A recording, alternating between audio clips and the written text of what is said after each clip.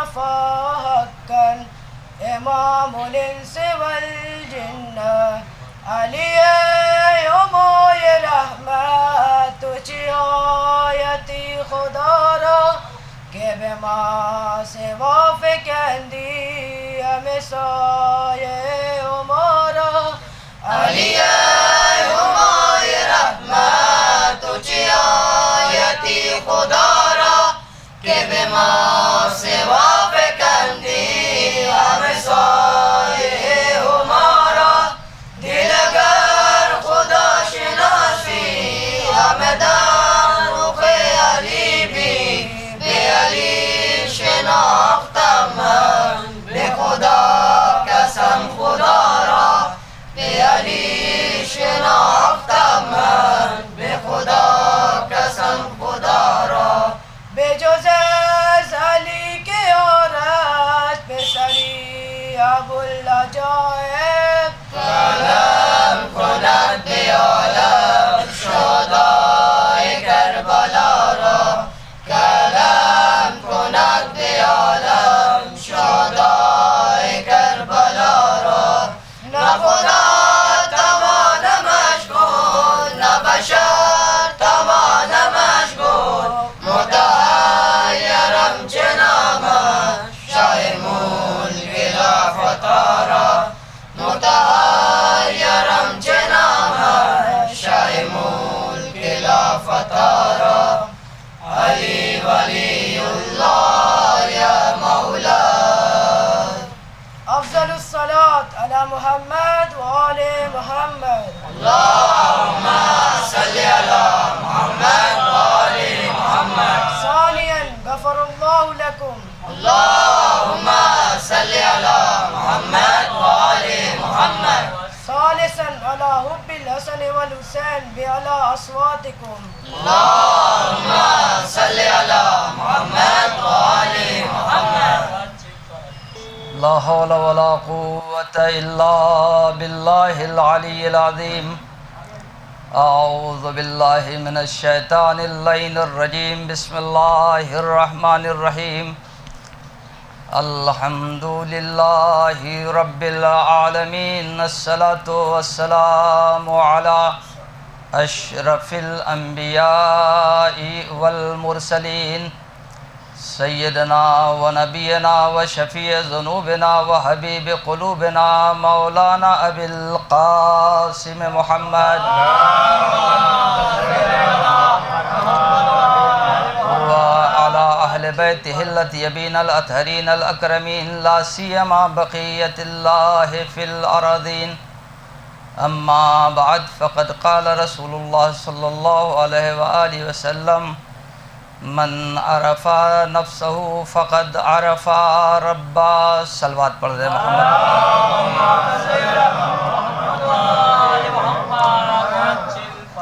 ابتدا میں آپ حضرات سے گزارش ایک مرتبہ سورہ حمد و 3 مرتبہ سورہ توحید کی تلاوت فرما کر سید علی سجاد ابن علی قدیر ماہرہ بیگم بنت محمد تقی کی روح کو اصال فرما دیں بات پڑھ دے محمد و آل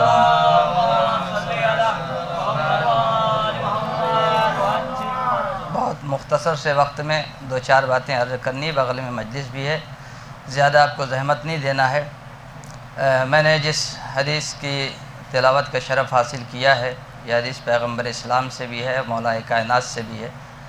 ارشاد ہوتا ہے کہ من عرف ربہ من عرف نفسہ فقد عرف ربہ، جس شخص نے جس انسان نے اپنے آپ کو اپنے نفس کو پہچان لیا اس نے اپنے خدا کو پہچان لیا، اور جس نے اپنے آپ کو نہیں پہچانا وہ خدا کو کیا پہچانے گا۔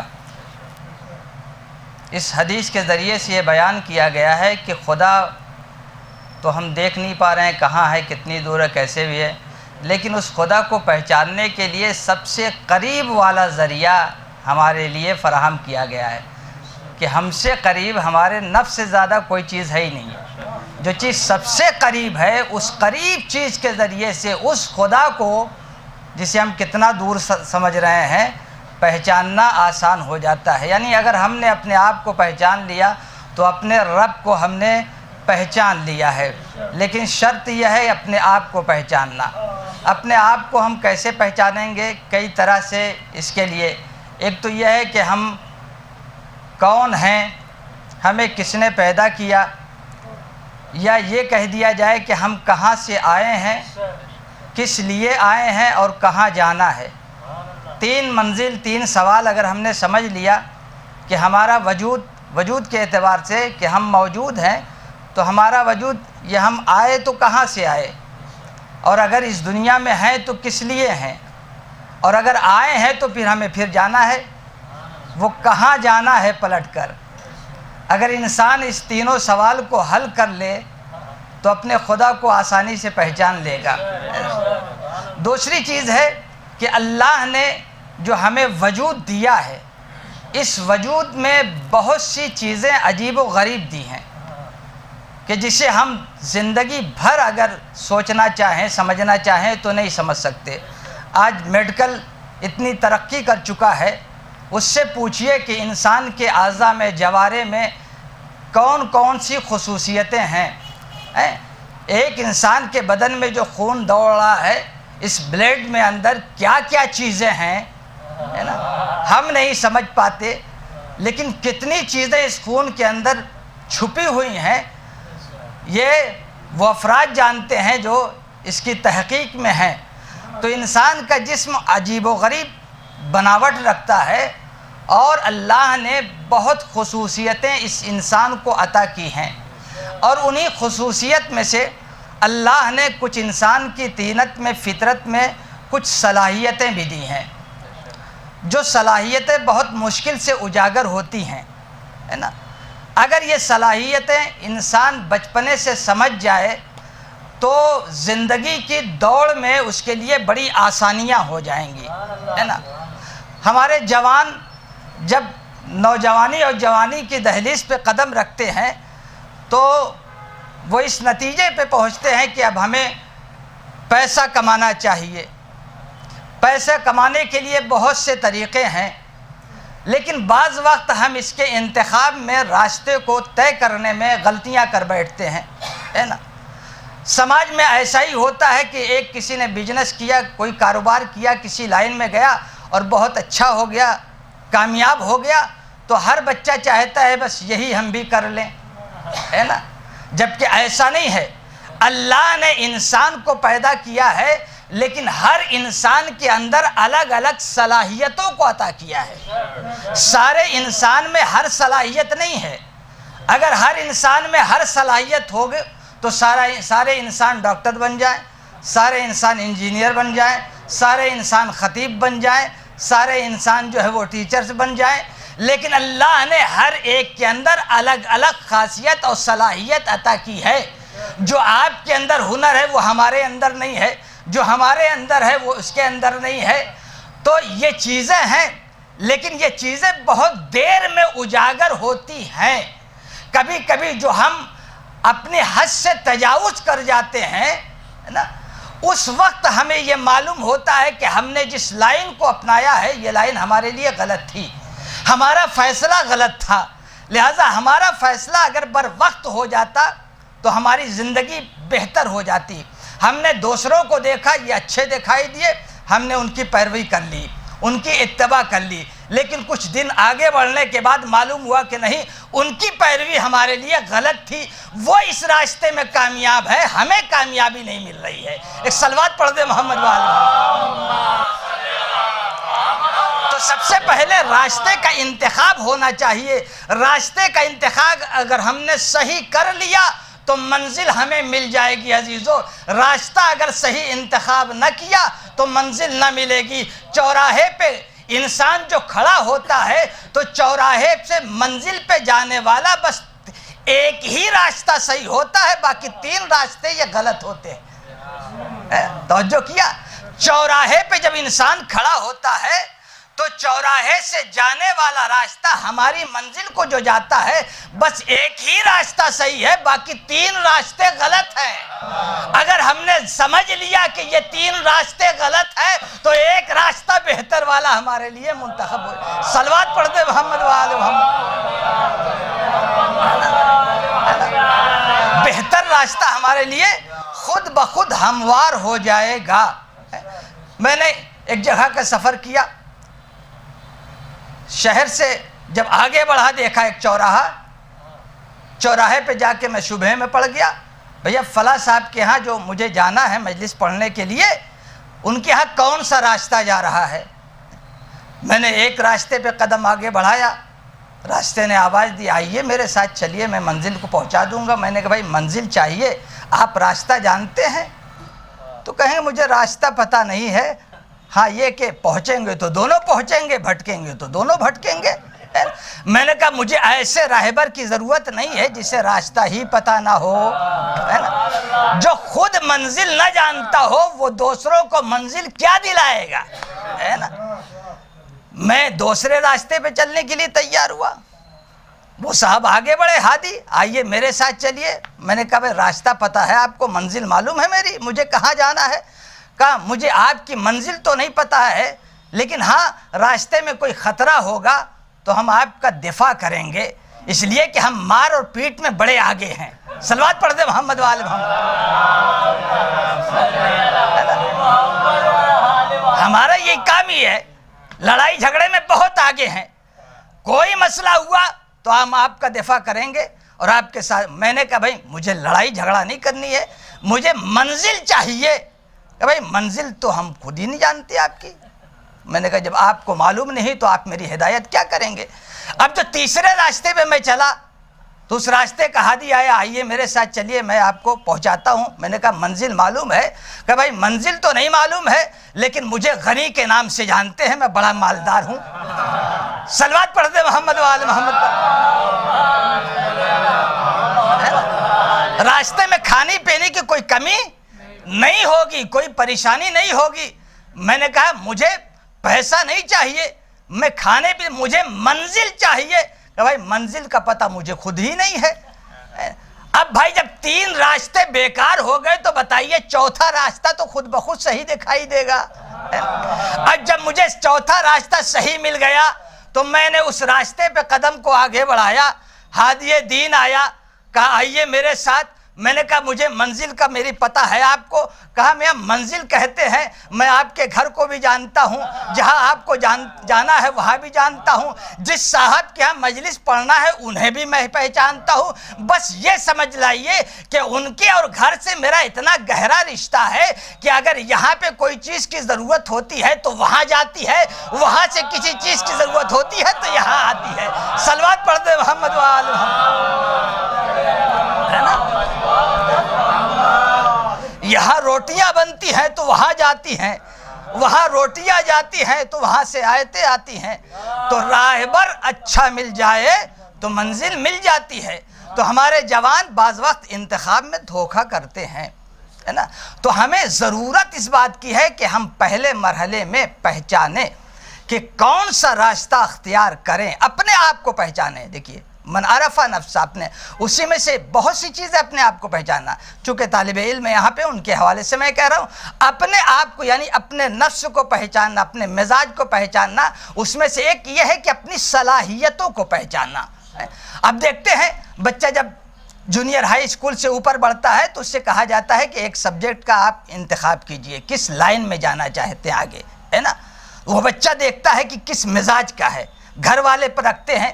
لیکن بھائی وہ بچہ اگر ابھی کم سن ہے، زیادہ ہوشیار نہیں ہے، تو کبھی کبھی اپنے راستے کو انتخاب کرنے میں غلطی کر جاتا ہے، اور والدین بھی نہیں جانتے کہ بچے کا کیا مزاج ہے۔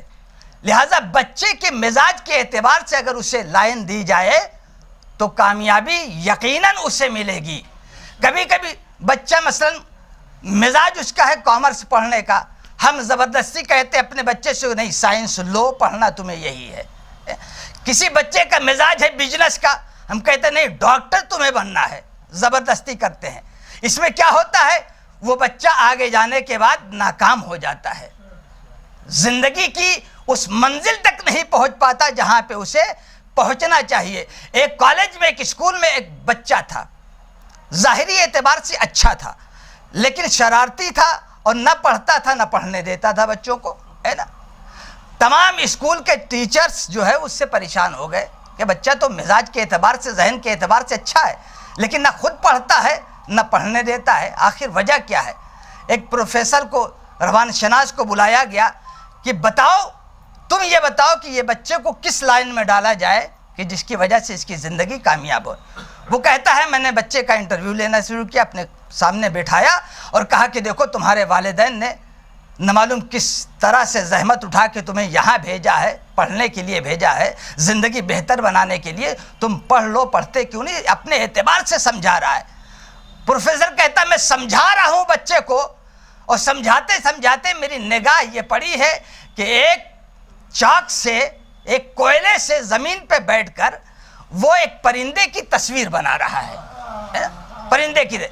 یہ پروفیسر کہہ رہا ہے میں نے فوراً اندازہ لگا لیا ہے کہ اس بچے کو اگر کامیاب منزل دکھانا ہے تو اسے اس لائن میں ڈالنا ہوگا، ہے نا؟ ایک اچھا مصور یہ بن سکتا ہے۔ لہذا اس نے والدین کو مشورہ دیا کہ آپ بچے کو جس لائن میں لے جانا چاہتے ہیں، بچہ اس مزاج کا نہیں ہے، بلکہ یہ بچے کا مزاج ایک مصور والا ہے، یہ تصویر نگار ہے، لہذا آپ اس لائن میں ڈالیں گے تو کامیاب۔ والدین نے اس لائن میں ڈالا اور وہ بچہ آگے چل کے کامیاب ہو گیا۔ عزیزو، تو بچوں کے اندر ہنر پوشیدہ ہوتے ہیں، ظاہر نہیں ہو پاتے۔ بعض وقت ہم انتخاب میں غلطیاں کرتے ہیں۔ کاش کہ یہ زمانہ جو اتنی ترقی کر چکا ہے، اتنی ٹیکنالوجی پہ پہنچ چکا ہے کہ زلزلہ آنے والا کب ہے تھرمامیٹر اس کے لیے ایجاد کر لیا، بتا دیتا ہے زلزلہ آیا کتنی ڈگری کا آیا، سورج گہن کب ہوگا، چاند گہن کم ہوگا، ہے نا؟ یہ ساری چیز سائنس نے ترقی کرنے کے بعد سب کچھ پتہ لگا لیا ہے۔ کاش سائنس ایک ایسا آلہ ایجاد کرتی کہ بچپنے ہی میں بچے کے سامنے اگر رکھ دیا جائے تو اس کا مستقبل نمایاں ہو جائے۔ ایک صلوات پڑھ دے محمد والے، تاکہ بہت سے بچوں کی زندگی بگڑنے نہ پائے اور کامیاب ہو جائے۔ تو عزیزو، اگر ہم نے اپنے آپ کو پہچان لیا تو ہم نے سب کچھ پہچان لیا، خدا کو پہچان لیا۔ 1,24,000 انبیاء دیکھیے خدا کو ایسے پہچانتے تھے کہ خدا سے باتیں کرتے تھے، ہے نا؟ آپ ان کی زندگی پڑھیے، خدا سے ہم اس وقت خدا کو بس ایسی جانتے ہیں، بس اللہ ہے، عبادت کرتے ہیں۔ ارے موسیٰ سے پوچھئے، ابراہیم سے پوچھئے، داؤد سے پوچھئے، جناب لوط علیہ السلام سے پوچھئے، جناب ہود علیہ السلام سے پوچھئے۔ ان کے زمانے کے لوگوں نے جب زندگی گزاری اور اللہ کی توحید کا کلمہ نہ پڑھا تو کتنے لوگ عذاب الہی میں جو ہے وہ گرفتار ہوئے، کتنے لوگ مرے۔ باقاعدہ کلام انبیاء سے کرتے تھا، خدا کرتا تھا، ہے نا؟ اور کہتا تھا یہ اگر ایمان نہیں لائیں گے تو ہلاک کر دیے جائیں گے۔ وہ کہتے تھے کہ دیکھو اتنا وقت ہے تمہارے پاس، ایمان لے کے آؤ ورنہ فلا دن اللہ تمہارے اوپر عذاب نازل۔ لیکن یہ قومیں اتنی جو ہے وہ ضدی تھی کہ نبی سے کہتی تھی آپ کہیے اپنے اللہ سے کہ جو عذاب کا وعدہ کیے ہوئے ہے وہ عذاب کہاں ہے نا؟ وہ عذاب کہاں ہے لے کے آئے، اور نہیں مانتی تھی تو عذاب نازل ہوتا تھا اور قومیں ہلاک ہوتی تھی۔ جناب صالح نبی جو پوری زندگی تبلیغ کر کے تھک گئے، آخر میں انہیں اپنی امت سے کہا کہ دیکھو میں آخری اب تمہارے اوپر حجت تمام کرنے والا ہوں، اس کے بعد اللہ کا عذاب نازل ہو جائے گا اگر تم نے توحید کا کلمہ نہ پڑھا، اللہ کو نہ مانا۔ کہا دیکھو آؤ ہمارے تمہارے درمیان میں ایک مناظرہ ہو جائے، تمہارا خدا کیسا ہے، میرا خدا کیسا ہے، جس کا خدا سچا ہوگا اس کا کلمہ پڑھا جائے گا۔ تمہارے خداؤں نے اگر سچ دکھا دیا تو میں تمہارے دین میں آ جاؤں گا، ورنہ تم ہمارے دین میں آ جانا۔ جناب صالح نبی کی قوم آئی، کہا ٹھیک ہے چلیے ہمارے بت قدوں میں چلیے۔ جناب صالح گئے، کہا بتاؤ تمہارے خدا میں سے سب سے بڑا خدا کون ہے؟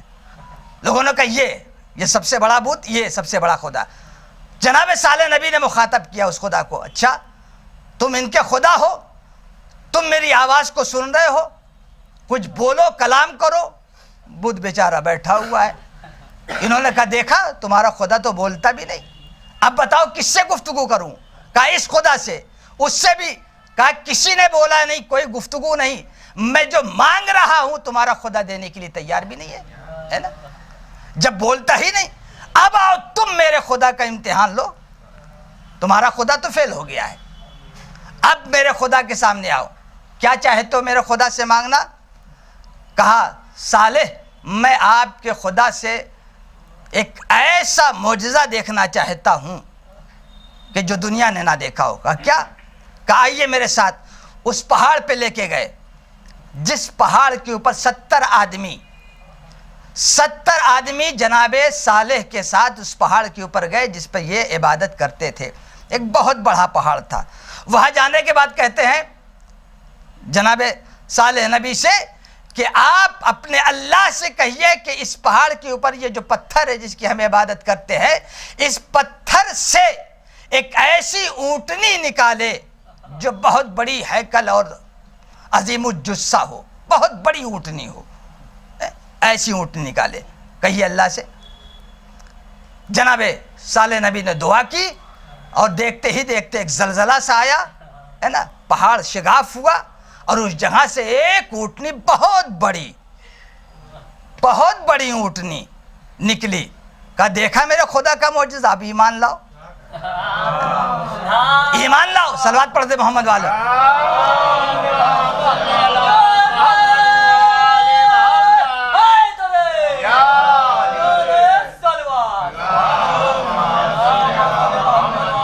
کہا ایمان لے کے آؤ۔ کہا صالح ایسے ایمان لانے والے نہیں ہیں، خدا سے کہیے یہ اونٹنی جو میرے سامنے ظاہر ہوئی اتنی بڑی، اللہ اس کے شکم میں بچہ قرار دے۔ لیجئے جناب صالح نے دعا کی، دیکھتے ہی دیکھتے اونٹنی کے شکم میں پورے دن کا بچہ۔ کہا اب تو ایمان لے کے آؤ۔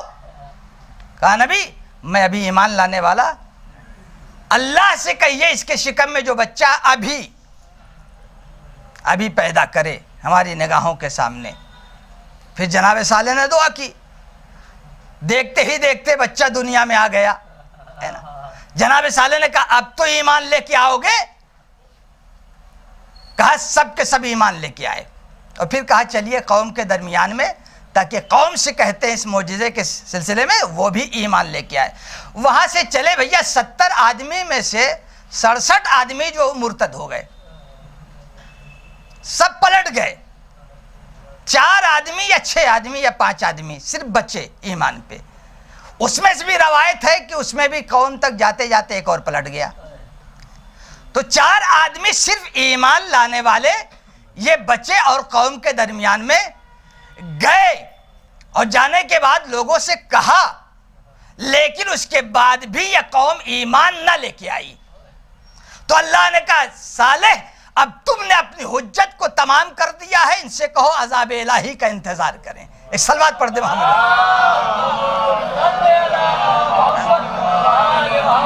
عذاب الہی کا انتظار کریں۔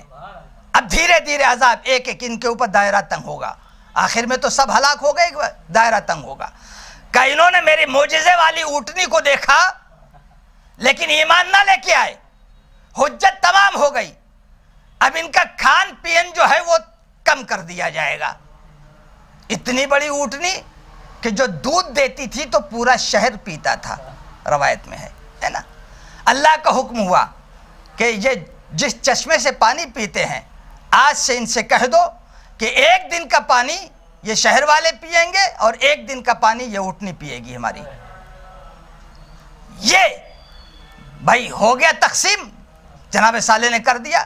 کچھ دن کے بعد قوم کھڑبڑا گئی ہے نا، کہ ایک دن کی پوری جو ہے پورا پانی اونٹنی پی جاتی ہے، اور اس کے عوض میں جو دودھ پیتے تھے وہ دکھائی نہیں دے رہا ہے ان کو۔ ایک صلوات پڑھتے محمد والے ہے نا۔ جب یہ برداشت نہ ہوا تو ان لوگوں نے کہا بھائی دیکھو جب تک اونٹنی رہے گی اس وقت تک قوم کے ایمان لانے کا خطرہ جو ہے وہ منڈلاتا رہے گا۔ ہم لاکھ کہیں کہ ہم قبول نہیں کریں گے، لیکن معجز نما اونٹنی کو دیکھ کر قوم جو ہے وہ کلمہ پڑھ سکتی ہے، لہٰذا اس اونٹنی کو ختم کر دیا جائے، نہ اونٹنی رہے گی نہ قوم ایمان لے کر آئے گی۔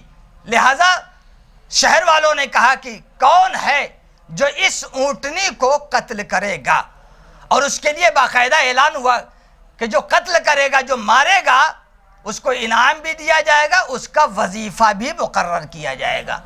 عزیزو ابھی تک تو ہم وظیفہ اس لیے سنتے تھے کہ بچوں کے لیے ہوتا ہے، اسکالرشپ ہوتا ہے، پڑھائی کے لیے ہوتا ہے، یہاں تو مارنے کے لیے بھی وظیفہ ہے۔ صلوات پڑھ دے محمد والے۔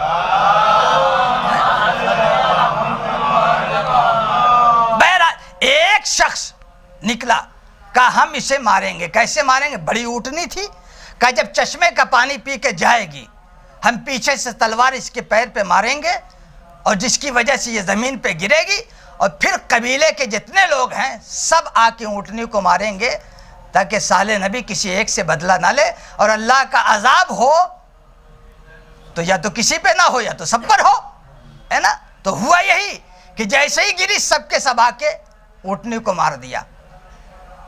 میں یہ کہوں گا اللہ کا عذاب نازل ہوا، جناب صالح نے بشایا، حجت تمام ہو گئی، عذاب الہی نازل، ایک ایسی زوردار ہوا، ایک ایسی بجلی والی ہوا کہ ساری قوم ہلاک ہو گئی۔ لیکن اس قوم کے ہلاک ہونے میں وہ لوگ بھی تھے جو اونٹنی کو مارنے میں شامل نہ تھے۔ ہلاک، میں کہوں گا پروردگار جنہوں نے اونٹنی کو مارا تیرے معجز نما، جو قاتل ہیں تو نے انہیں ہلاک کر دیا، ٹھیک ہے، جو بے گناہ تھے، جو اس قتل میں شریک نہ تھے، تو نے انہیں کیوں ہلاک کر دیا؟ تو مولا علی بھی نہج البلاغہ میں فرماتے ہیں کہ جو ظالم ہے، جس نے ظالم کا ساتھ دیا چاہے جس طریقے سے، اس کا بھی حشر ظالم ہی جیسا ہوگا، ہے نا؟ تو اب نہیں آواز قدرت آئی، یہ لوگ تو ظلم میں شریک نہیں تھے لیکن ظالم کی حمایت کر رہے تھے، لہذا میں نے قاتلوں کے ساتھ ساتھ قاتلوں کی حمایت کرنے والے کو بھی ہلاک کر کے بتا دیا کہ دیکھو ظالم تو ہلاک ہوتا ہی ہے، ظالم کا ساتھ دینے والے بھی ہلاک ہوتے ہیں، اللہ کا عذاب ہوتا ہے۔ تو یقیناً دنیا مطمئن رہے، آج غزہ کے مظلوم مسلمانوں کا خون بہانے والا اسرائیل عنقریب خود بھی ہلاک ہوگا، جو اس کا ساتھ دے رہے ہیں وہ بھی ہلاک ہوں گے۔ ایک صلوات پڑھ دے محمد والے۔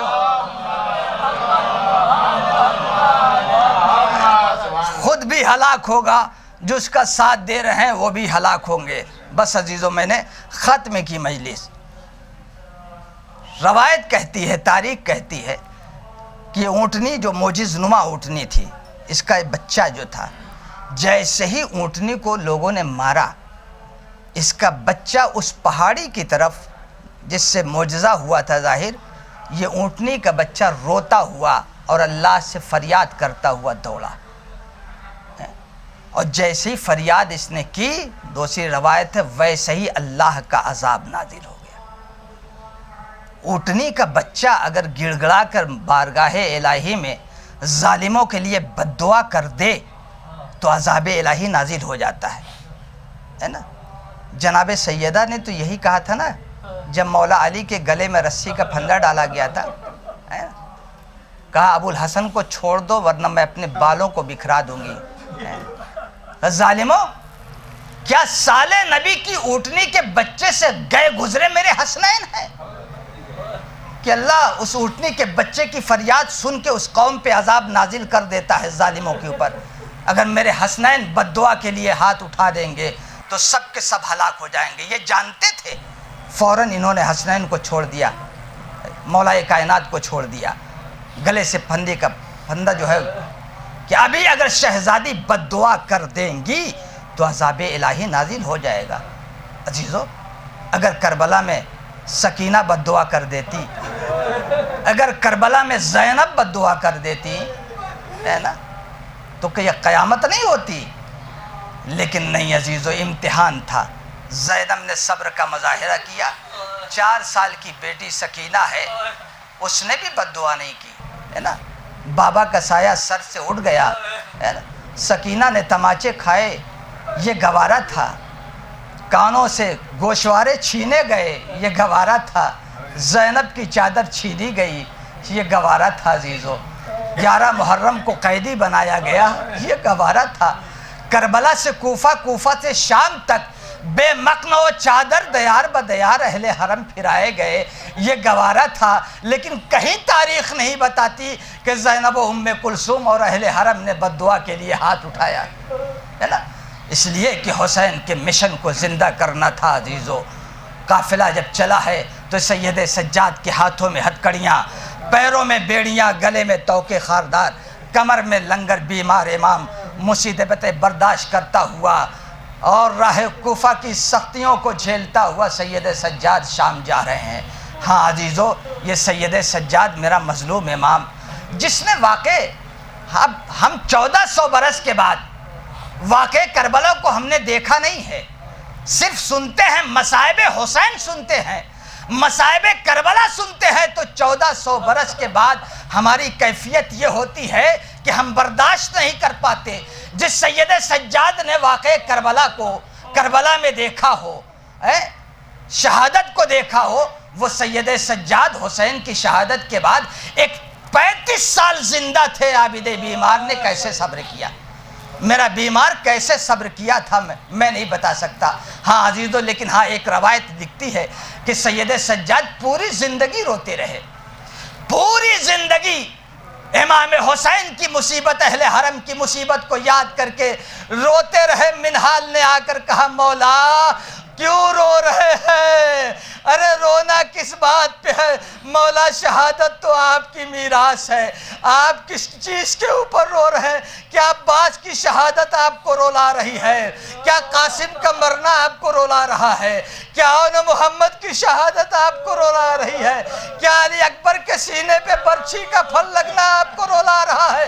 امام سجاد نے آواز دی، نہیں منہال نہیں، نہ عباس کی شہادت کا غم ہے، نہ قاسم و نہ محمد کی شہادت کا، نہ جوان بیٹے علی اکبر کی شہادت کا، پھر مولا آخر رو کیوں رہے ہیں؟ کہا منہال تم نے انصاف نہیں کیا، ارے رونا اس بات کا ہے کہ حسین کی شہادت کے بعد میری ماں اور بہنوں کو بے مکنو چادر کربلا سے کوفہ سے شام تک پھرایا گیا، منادی ندا دے رہا، اے تماشائیو آؤ تماشا دیکھو، یہ رسول کی نواسیاں ہیں، علی کی بیٹیاں ہیں، بے مکنو چادر کربلا سے کوفہ سے شام تک، سیعلم الذین ظلموا ای منقلب ینقلبون بحق الزہراء ابیہا وبالہا۔ وقت آخر شے والا سے یہ اکبر نے کہا، مت دکھانا میری اماں کو کلیجہ بابا، دیکھتے ہی نہ تڑپ جائے وہ میرا لاشا، مت دکھانا میری اماں کو کلیجہ بابا۔ وقت آخر شے والا سے یہ اکبر نے کہا، مت دکھانا میری اماں کو کلیجہ بابا، سینے سے انی یوں ہی نہیں نکلے گی، رہ گئی جا کے کلیجے میں ستم کی برچی، کھینچتے وقت نہیں دیکھنا میرا چہرہ، مت دکھانا میری اماں کو کلیجہ بابا۔ وقت آخر شے والا سے یہ اکبر نے کہا، مت دکھانا میری اماں کو کلیجہ بابا، دیکھتے ہی میرے لاشے کو تڑپ جائے گی، گر کلیجہ نظر آئے گا تو مر جائے گی، بابا کمزور ہوا کرتا ہے دل ہر ماں کا، مت دکھانا میری اماں کو کلیجہ بابا۔ وقت آخر شے والا اکبر نے کہا، مت دکھانا میری اماں کو کلیجہ بابا، ایک ہی بار میں لاشے کو نہیں لے جانا، بابا تھک جانا تو لاشے کو کہیں رکھ دینا، بیٹھ کر خاک پہ آرام ذرا کر لینا، مت دکھانا میری اماں کو کلیجہ بابا، جس آخر شہ والا سے یہ اکبر نے کہا، مت دکھانا میری اماں کو کلیجہ بابا، جس گھڑی خیمے میں لے جائیں گے میات میری، ایک کورام بپا ہوگا قیامت ہوگی، ہوگا یوں خون میں ڈوبا ہوا لاشا میرا، مت دکھانا میری اماں کو کلیجہ بابا، وقت آخر شہ والا سے یہ اکبر نے کہا، مت دکھانا میری اماں کو کلیجہ بابا، یاد آتی ہے بہت فاطمہ صغریٰ میری، جان کس حال میں دکھیاری مریضہ ہوگی، کون بتلائے اسے مر گیا تیرا بھیا، مت دکھانا میری اماں کو کلیجہ بابا، وقت آخر شہ والا سے یہ اکبر نے کہا، مت دکھانا میری اماں کو کلیجہ